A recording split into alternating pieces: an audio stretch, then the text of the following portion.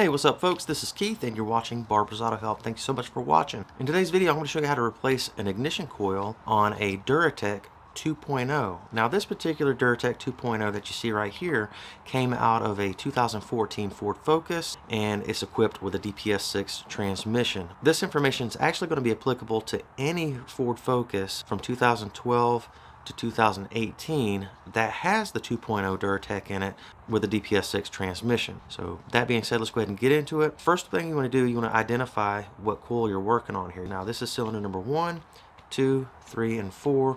So this would be considered coil number 1, coil number 2, 3, and 4.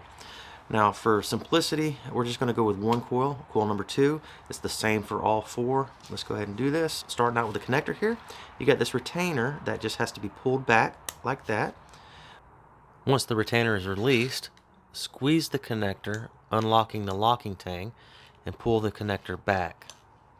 And you have an 8mm hold down bolt. I'm going to go ahead and loosen it up and remove it.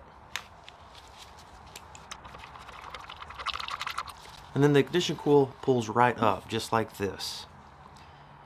And of course the installation is reverse procedure. Put it right back in, or put your new coil back on. Put your hold down bolt back in, and torque it down. Now the torque on this, I'm not exactly sure what the torque is, but I can't imagine it's going to be any more than 89 inch-pounds. So just snug should do it.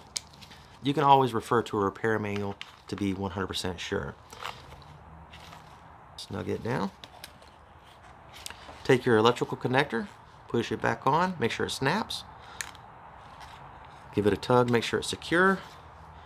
Push your retainer back in, and you're done. Pretty simple video, huh? Well, I hope this helped you. Sincerely hope this helped you. If you have any questions, please comment down below. Also, please read the entire description down below this video before you apply any of this knowledge. I may need to clarify some things. That's where I do that. Also, read the disclaimer at the very end of that. And as always, please like and subscribe. Thanks again for watching, guys.